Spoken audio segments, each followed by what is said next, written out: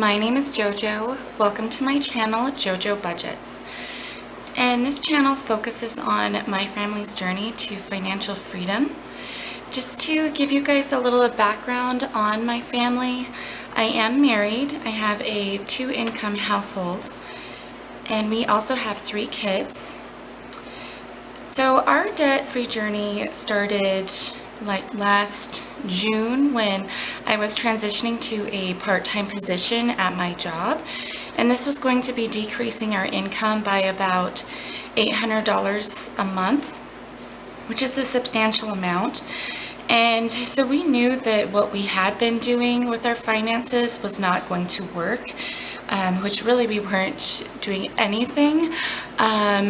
I mean, a little bit here and there, but we weren't nearly as consistent with budgeting. We didn't check expenses every week. We just knew that our monthly income would cover our bills, and we dabbled in investments. Sometimes we'd save. We never saved in advance for anything. There was no sort of like delayed gratification. If there was something that we felt we needed, we would finance it if we could afford the monthly payment. And whatever money was left over after bills were paid, we would use as expendable income. So it sounds really bad because it was. I just want to be completely honest with you guys about where we were starting.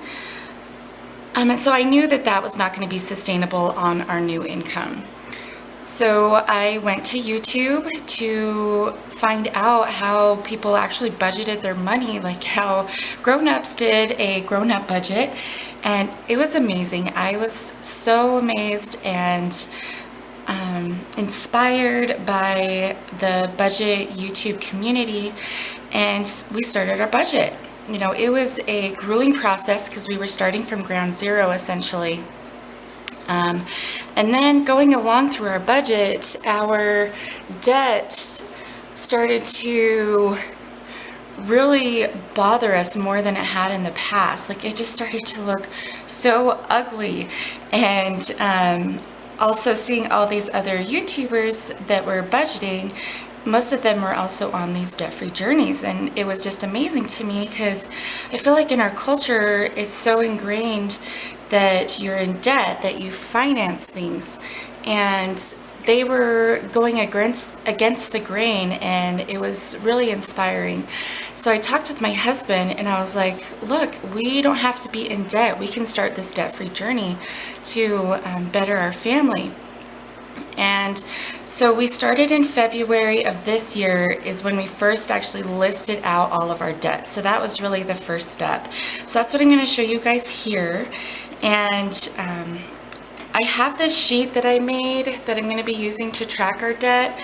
Trust me, it was not nearly this organized when I first did it. It was just kind of on a scratch piece of paper that I jotted down whatever I could remember. I didn't know exact dates things were due, how to access them online. It was kind of a mess, but here we are. And I'm going to be using these Bic Intensity Fine pens / markers. I'm left-handed, and for any of you lefties out there, I'd love to hear from you. Give a shout out in the comments below. But you probably know how hard it is as a lefty to find a pen that has fun colors and that does not smear on your hand when you're writing. These have been working well. The only complaint I have is that they tear the white out, and I cannot get through a budget without using white out. So I ordered the Paper Mate felt tip ones. They're supposed to be arriving tonight. So when I do my video tomorrow on our budget, I'll hopefully they're here and I can use them and let you guys know how I feel about them. Okay, so I'm gonna zoom you guys in just so we can get up close and personal in it. So we first started in the month of February, so that's what I'm gonna write here. This year. So our first debt is our timeshare. It is 0% interest. Sorry, I'm left-handed, so we can sometimes that write a bit wonky. But the minimum payment is $242.79. The starting balance in February was $1,375.11. Next is our car. It's 0% interest. Our minimum payment is $744.17. Its starting balance was $8,155. Next is our cell phones. These I actually didn't have in my original debt. It's going along through this journey, things that I wouldn't have considered debts before. I'm now like, yes, that is a debt. And we have 3 cell phones. We pay $99.99 a month, and their starting balance in February was $1,400. Followed by some home security equipment, and I actually just found out that this was a debt last month. I'll tell you guys more about that in my next, up next when we do our update.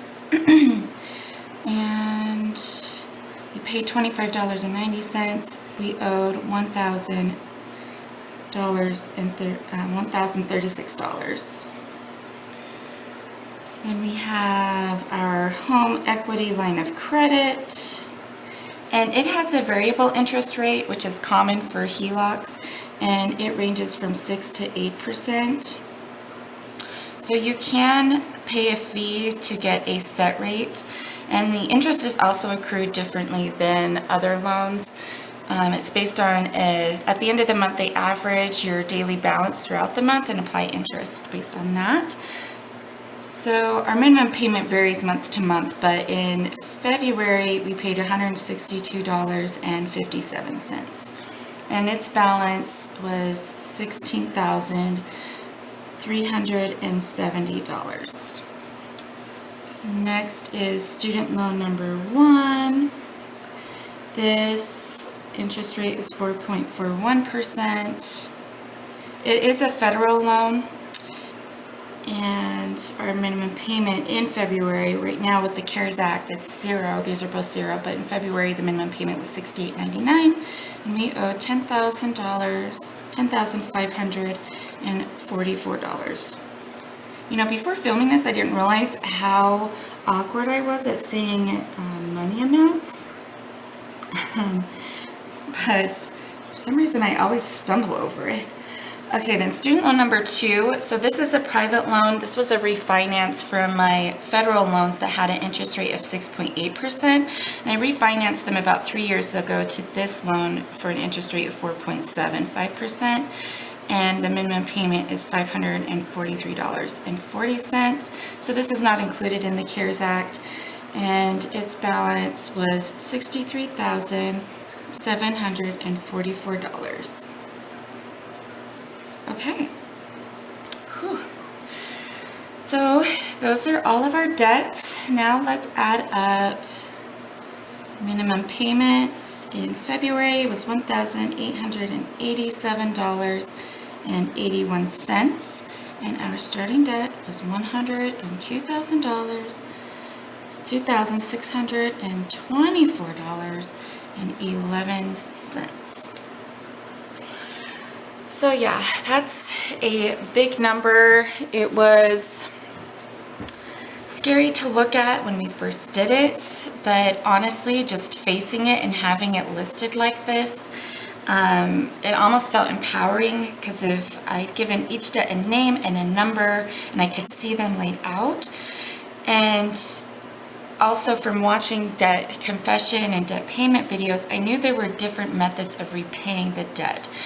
And There are three that I saw on YouTube, the three most common. The first one is the debt snowball. That's from Dave Ramsey, and that's where you list your debts in smallest amount to highest amount. You pay them all, the smallest one first, to get that quick psychological gain, and then as soon as you're done paying that smallest debt, you roll that minimum payment into your next highest debt, and the minimum payments kind of roll into each other like a snowball going down a hill. The next one is the avalanche, and the minimum payments rolling into each other. I think you're supposed to do that with the avalanche or any of the debt payment methods as well. But this one, you pay the debts with the highest interest rate first, and that's to save yourself some time and money in your debt repayment journey. The third one that was not as common is called the tsunami method, and this is where you choose to repay debts based on the emotional attachment to them or how they affect you emotionally. So let's say you owe family or friends money, it's affecting your relationship, or the circumstances surrounding how you'd gone into a debt trigger strong emotions, then you would pay those debts off first. So with my husband and I, we decided to use a combination of the debt tsunami and the debt snowball. The debt tsunami and the debt avalanche, sorry. So all of these 0% interest debts, we were not going to throw a snowball at them. And we still call the money we're throwing at debt a snowball because we are rolling our minimum payments into each other. So we decided that leaves our HELOC and our student loans. We decided to go after the HELOC first, since it's a higher interest rate. Next, we were going to do student loan number 1, and this was more of a tsunami decision for me because I graduated college 10 years ago. And when I graduated, I had about $75,000 of student loan debt. So when you look at these numbers here, that's essentially what we started with in February. So for the past 10 years, I've really only been paying interest, but these smaller interest rate loans that are in my federal loan, those are ones I took out about my sophomore year of college. So that's been about 17 years ago. So it's been a long time that I have been carrying these with me. And it would just feel so good to get rid of those first. This feels just a little newer because I refinanced 3 years ago and it's such a large amount. I feel like I'll need to have some momentum going with this one before we tackle this large student loan. So my husband and I knew that we would need to have more money than just our minimum payments to throw towards our debt to really bring it down fast. And we were able to do that through budgeting. So budgeting before we even went to tackle our debt was so helpful, getting that under control first. And what we were able to scrape together from budgeting was $700 to pay additional towards our debt. And with our HELOC, since the minimum payment varies month to month, and that was our first snowball, what we decided to do to simplify things was to just make the de facto minimum payment on the HELOC $700. So even though we only owed $162.57 in February, we paid $700. And we did that for February and March. Then after watching more Dave Ramsey videos, he talks about how you should be laser focused on your debt. You should not be investing. And we'd had 3 investments at the time. We had a 401k, a Roth IRA, and a 529 college savings plan. So what we decided to do was to leave our 401k. It was 3% dollar for dollar match. It wasn't going to contribute that much to our snowball, and we'd held our auto draft on the 529 and the Roth IRA. So you guys, as a parent, it was a really hard decision. Honestly, the Roth IRA wasn't that difficult. It didn't hurt me as bad as putting a pause on my kids' college savings plan, because I was just feeling really guilty, like that my past decisions was now affecting their future. But I really had to focus on the big picture because this was a temporary season of our life, and the more focused we are on it, the faster we'll get through it and we can move on to even being more focused on investing in our kids' future with their college, with whatever, just not being in debt is going to overall benefit our entire family. So I had to keep telling myself that. And it was also a good motivation to keep me focused on this because I knew what I was sacrificing. And that decision added $600 to our debt snowball, making it $1,300.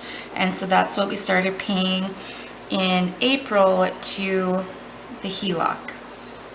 Okay, so that was our plan when we first looked at it, and our plan for repayment. Before I move on to our update, I do want to show you this section down here where I talk about net worth. And this I added about 2 weeks ago. If you're not following your net worth, I strongly suggest it. Even if it's yearly, twice a year. For us, we're going to be doing quarterly. But I was watching a video from The Organized Money, and if you have not seen her channel, I strongly suggest checking her out. She's amazing. But she did a book review on Top 10 Distinctions Between Millionaires and the Middle Class by Keith Cameron Smith. One of the key points she mentioned in her review was the differences in the income classes and how they plan with their money. So for the lowest income class, they plan more for the weekend. Middle class plans for the next month. The highest class level, or wealthiest, they plan for the next year and the next 5 years. And that really struck a chord with me because if I could relate to that, like right now we're middle class, we're budgeting month to month, and that's how we were living even before we started this journey. And I'm trying to shift our family's mindset. Like with sinking funds, we're saving up for things a year in advance. And then with this net worth, keeping track of our assets and our liabilities to check in on our long-term goals, especially once we get done with debt and we can do more investments.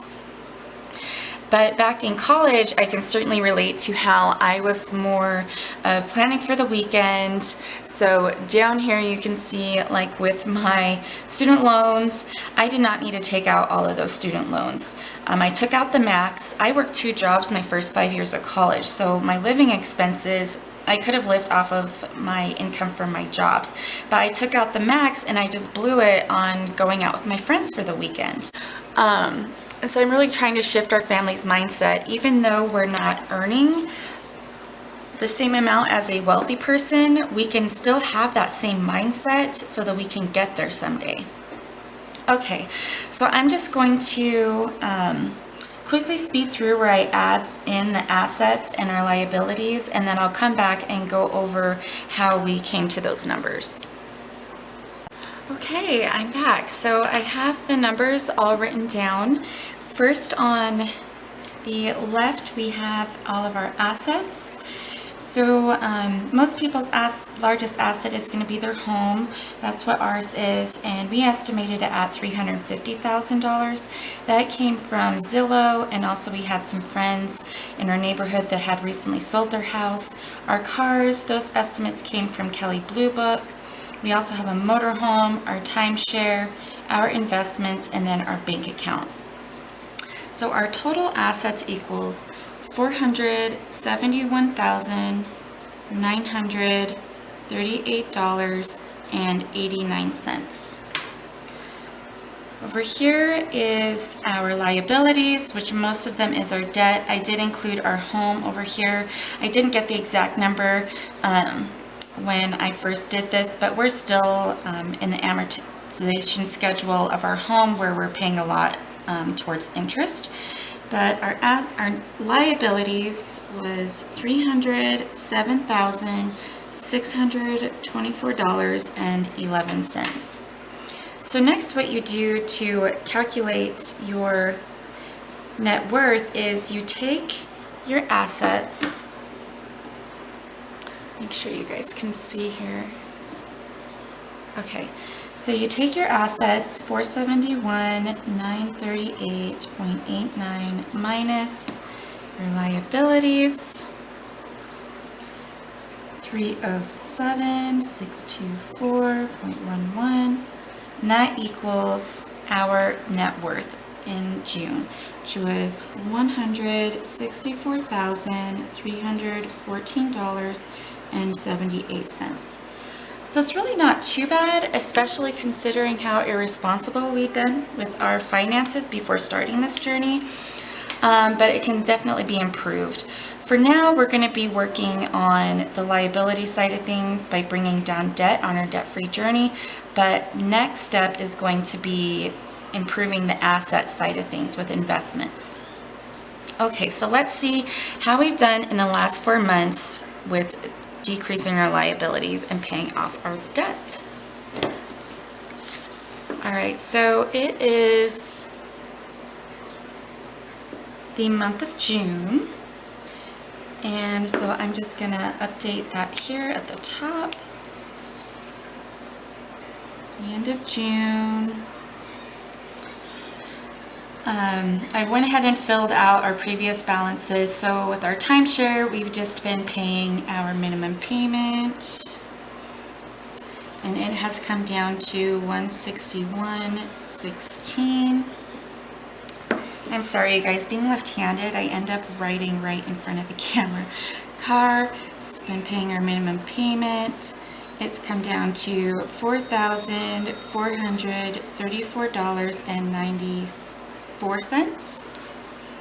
Next is our cell phones. Their minimum payment, they've come down to $999.90. So this home security system, I did tell you guys I was going to talk more about that. So I didn't find out that was a debt until last month when I was going through our budget, writing down our fixed expenses, and just kind of thinking about were all of them serving our family's needs. And I do suggest that, like, your fixed expenses aren't actually necessarily fixed. Like, if they're not working for you anymore, you can look at ways to maybe optimize what you're paying your money for. And the equipment we had just was not serving our family's needs. So I called the company to discuss canceling our contract, and I thought I was leasing the equipment and then I would just send it back to them once I canceled. And they said, no, you signed up to purchase this equipment. That's part of our contract, is that this equipment is yours. So I had to pay off the loan on the equipment and then buy myself out of the contract. And I was so upset, like, just mostly at myself that I'd been so naive to sign something like that without fully understanding it.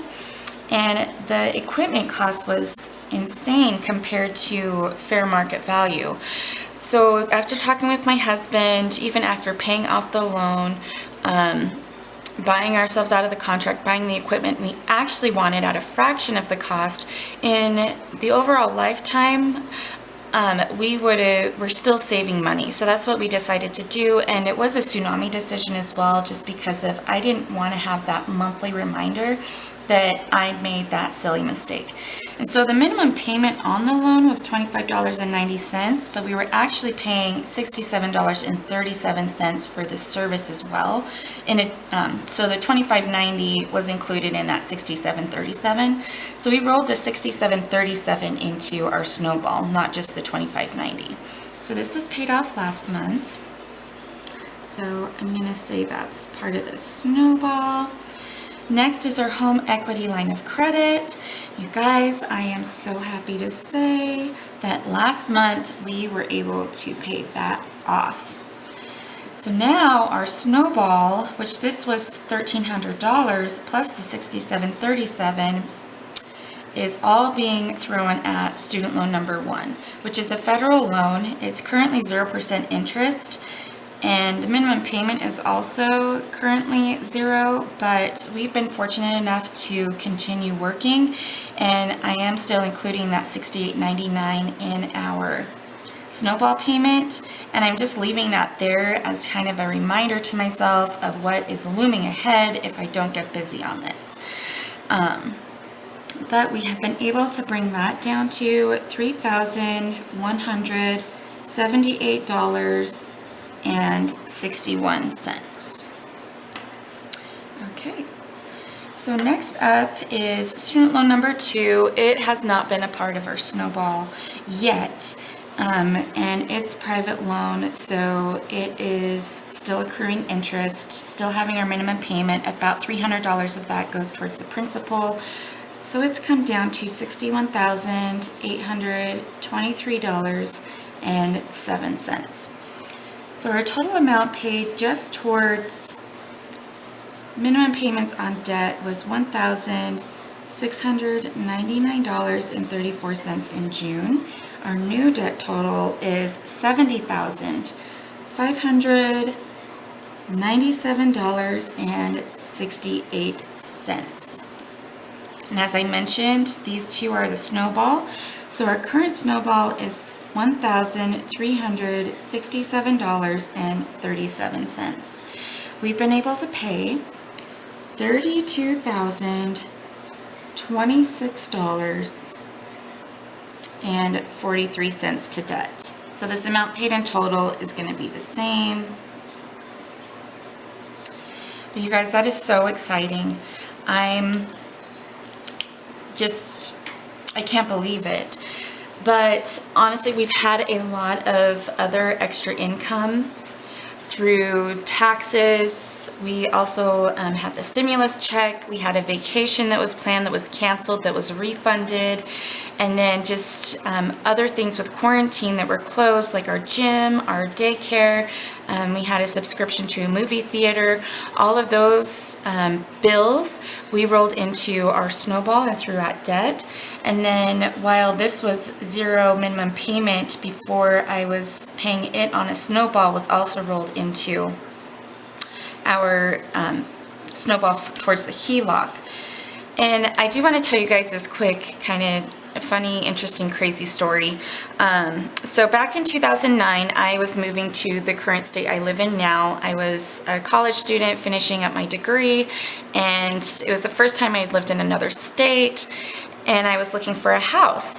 And since I didn't live in this state, I was doing everything online, and I ended up being scammed by someone posing as a rental company online. They had me wire them money. So that should have been my first clue, but I was so naive back then. I went ahead and just wired them the money, and after I found out I'd been scammed, I'd gone to the police department, filed a report, just more so not thinking I was going to get that money back. Honestly, it was just lost in the wind essentially, but to try to bring the site off the internet so no one else would get lured in like I was, and to hopefully prevent someone else from going through the same thing. Come to find out, they were working out of London, so I had to go through my cell phone company, get a international calling access called the Scotland Yard, and which they were so friendly, so helpful, and filed a report with them. So that was in 2009. All these years later, hadn't heard anything, didn't really think anything of it. Last month, I got a check for the $2,600 that I had wired all those years ago in the mail as a settlement from the lawsuit. And it was just, I'm not sure if I'm using the right lawyerly jargon. I don't know anything about that stuff, but so sorry if I offend you if you're familiar with that. But I was just so shocked. And so all this extra income that we were getting, we would have not been nearly as aware of it in the past. Like, it would have just been spent on silly things. Like, I would have taken my kids out on a shopping spree. We would have gone out to eat every night at some nice restaurants, just silly things. But now that we started this journey, and I'm so thankful that we did, we were able to use that money a lot more to our advantage. Okay, so I just wanted to briefly touch on that. I am going to quickly go over our new net worth. So I've gone ahead and filled out the numbers because of the asset side really hasn't changed. I did try to get in to update the investments, but one of the sites isn't working. So quarterly, that's really the only thing that's going to be fluctuating while we're on the debt-free journey side. But what has changed is our liabilities. And so pretty much the difference in these numbers is what you see here, what we've paid off. So our new net worth is $196,383.39. Alright you guys, that is going to wrap up this video. If you enjoyed the contents of this video, please give it a like. If you feel like you'll enjoy the contents of this channel, please hit the subscribe button. I am going to be uploading a video tomorrow where I go over our Paycheck 1 budget for the month of July. I hope you all are having a beautiful day, and I'll see you tomorrow. Bye!